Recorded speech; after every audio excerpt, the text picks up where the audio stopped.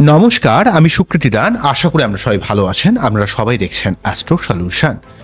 আজকে আমি আলোচনা করব, আমি ইউটিউব চত্বরে বিভিন্ন ভিডিও দেখছিলাম, কিছু কিছু অ্যাস্ট্রোলজার তার অ্যাস্ট্রোলজির নাম করে এমন কিছু ভুল তথ্য পরিবেশন করছেন যে দীর্ঘ 30 বছর পর বৃশ্চিক রাশির বিশাল শুভ সময় আসছে, মানে এমন কিছু বড় বড় থাম্বনেল দিয়ে তারা আলটিমেটলি মেন পজিটিভ জায়গাগুলোকে কিন্তু বৃশ্চিক রাশি দেখাচ্ছে, কিন্তু বৃশ্চিক রাশি বা লগ্নের যে নেগেটিভ জায়গাগুলোকে সেগুলো কিন্তু কখনোই ক্লিয়ার করে বলছে না, শুধুমাত্র পজিটিভ সাইডটা আপনাদেরকে দেখানোর চেষ্টা করছে।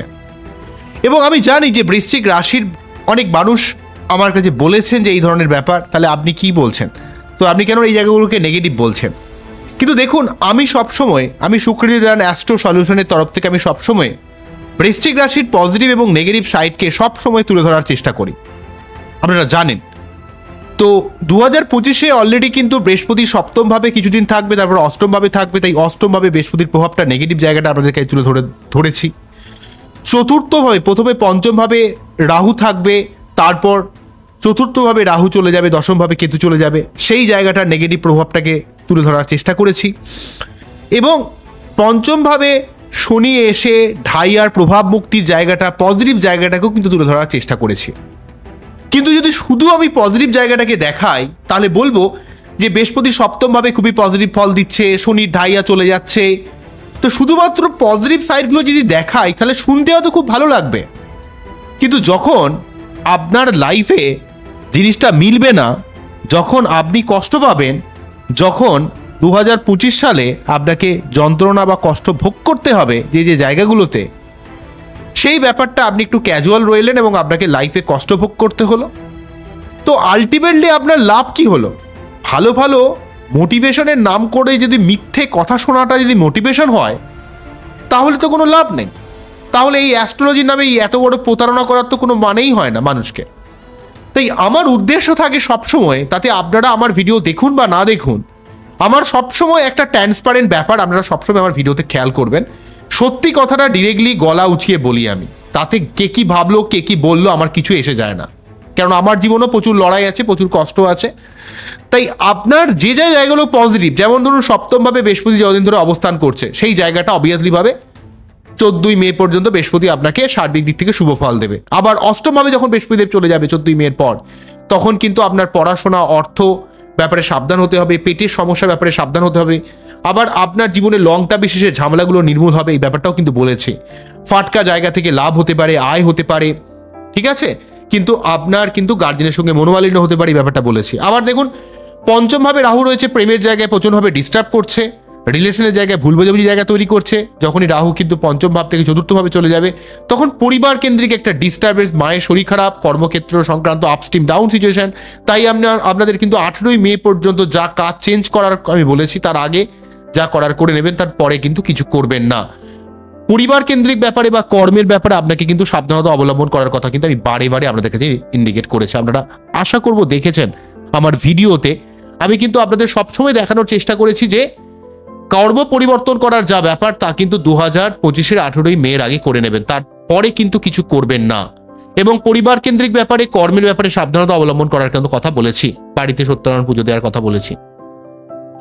থেকে শনি কিন্তু ঢাইয়ার প্রভাব মুক্তি করে পঞ্চমভাবে যেহেতু অবস্থান করবে, তাই আপনার ক্ষেত্রে নিজের প্রেম, পড়াশোনা, সন্তান, নিজের প্রফেশনাল লাইফ, সেই জায়গাগুলোতে একটু সাবধানতা অবলম্বন করা, বুদ্ধি ইমপ্লিমেন্টেশন করে কাজ করা, কোনো রকম ইমোশনাল জায়গায় কিন্তু করলে হবে না, পা দিলে হবে না। এবং লাইফ পার্টনারকে সময় দেয়া, তার কি ভুল তার কি ঠিক, সেই জায়গাটাকে অতটা বেশি বিচার না করে তার সুবিধা অসুবিধা জায়গাটাকে একটু বোঝা, তার দিক থেকে একটু ফিল করা, সে কি কষ্ট ফিল করছে, সে কি যন্ত্রণা রয়েছে, তো এই ব্যাপারগুলো কিন্তু বোঝা, এই ব্যাপারগুলো কিন্তু থাকছে বড়াল ভাব, ঠিক আছে। তো শুধুমাত্র আমি ওই পজিটিভ ব্যাপারগুলোকে শুধু ঢাক বাজিয়ে গেলাম, আপনারা পজিটিভটা আহা কি সুন্দর পজিটিভ, 2025-এ তো পজিটিভ, কিন্তু আলটিমেটলি কিন্তু মিলল না কিছু, বা যেই জায়গাগুলো থেকে নেগেটিভ হলো সেই জায়গাগুলো আপনি আদেও কিন্তু কোনো রকম সাবধান হলেন না, বাঁশ খেয়ে গেলেন। পরে বলবেন যে আপনি শুধু ভালোই তো বলেন দাদা, শুধু তো ভালোই বলেন, মানে যদি ভিডিওটাকে অ্যাজ ইট ইজ দেখানো হয় তাহলে অনেক মানুষ দেখেছি বলে দাদা সবই তো দুঃখের কথাই বলে গেলেন, তাহলে ভালো আর কি হলো? আবার ভালো যদি বলা হয়, দাদা ভালো তো দাদা হচ্ছে না দাদা, মানে মানুষের সবে প্রবলেম, তাই না? তাই আমি সব সময় সত্যিটা ডিরেক্টলি ভাবে বলার চেষ্টা করি, অ্যাজ ইট ইজ জিনিসটাকে দেখানোর চেষ্টা করি, তাতে কে কি ভাবলো কে কি বললো তা নয়।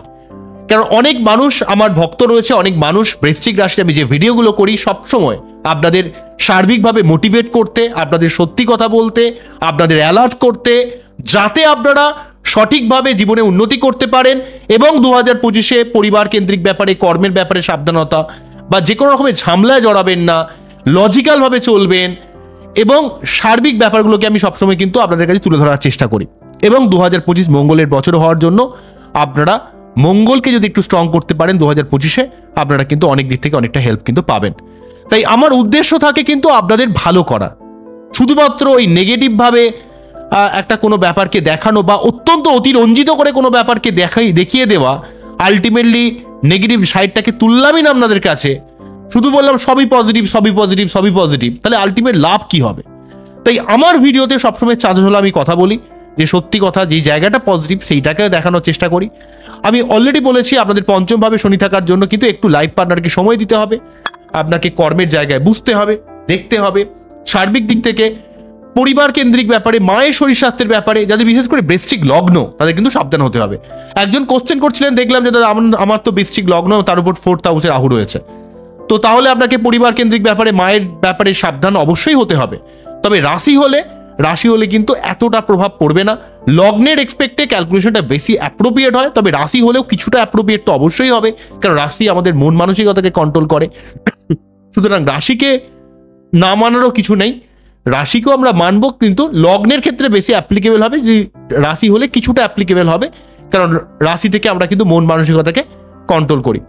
তবে জেনারেলিভাবে কিন্তু রাহুর জন্য আপনারা এই সময় বাড়িতে মিনিমাম 3টে পূর্ণিমা সত্যনারায়ণ পুজো দেওয়ার কথা বলেছি, রাহুর মন্ত্রপাঠের কথা বলেছি, প্রতি মঙ্গলবার 3বার করে হনুমান চালিসা করার কথা বলেছি, আপনাদের মুক্ত পড়ার কথা প্রতিটা ভিডিওতে কানে কামড়ে কামড়ে আমি অনেকবার বলেছি। এবং আপনারা অনেক বলেন যে কি মুক্ত কোন আঙুলে পড়বো, তর্জনীতে পড়বেন, মেয়েদের ক্ষেত্রে বাঁ হাতে, ছেলেদের ক্ষেত্রে ডান হাতে, সম্ভব হলে আপনারা হাত অল্টার করতে পারেন, অসুবিধা নেই। তো আপনারা রূপো দিয়ে মুক্ত পড়লে ভালো হয়, সোনা দিয়ে, অনেকে বলে সোনা দিয়ে কি পড়া যাবে না, পড়তেই পারেন, তবে রূপো দিয়ে পড়লে ভালো হয়, সাদা মুক্ত পড়লে ভালো হয়, কখনো হলুদ মুক্ত পড়বেন না, এগুলো একটু দেখবেন, এগুলো করবেন।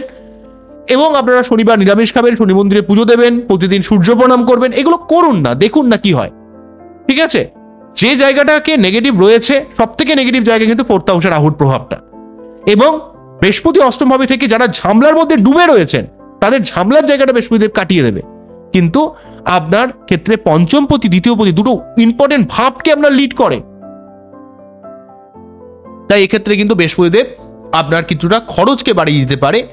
আপনার ক্ষেত্রে ভুলভাল কাউকে হয়তো কথা বলে দিলেন, দরকার ছিল না কথাটা এইভাবে বলা, দুম করে রেগে গিয়ে বলে দিলেন, পেটের সমস্যা ক্রিয়েট করে গেল, গার্জেনের সঙ্গে মনোমালিন্য হয়ে গেল, এমন কিছু কাজ করলেন যেটা হয়তো আপনার জীবনের ক্ষেত্রে অত্যন্ত নেগেটিভ হয়ে গেল। তো এই ধরনের ব্যাপারে একটু সাবধান হতে হবে। তাই আমি সবসময় আপনাদের অবগত করার চেষ্টা করব, সবসময় আপনাদের সঠিক পথে চালানোর চেষ্টা করব, এবং তাতে যার ইচ্ছে হবে নেবেন, যার ইচ্ছা হবে না নেবেন না। যদি আমার অনুষ্ঠানটিকে ভালো লেগে থাকে, যদি মনে হয় যে এই ইনফরমেশনটা আপনাদের কাজে লেগেছে, অবশ্যই ভিডিওটাকে লাইক করবেন, এবং আপনারা যদি আমার চ্যানেলে নতুন হন অবশ্যই চ্যানেলটিকে সাবস্ক্রাইব করবেন। অ্যাস্ট্রো সলিউশন দেখতে থাকুন, খুব ভালো থাকুন, 2025 খুব ভালোভাবে কাটান, জীবনের যে ভুলগুলো করেছেন এতদিন ধরে সেইগুলোকে রেকটিফিকেশন করুন, জীবনে এগিয়ে চলুন। নমস্কার, থ্যাংক ইউ।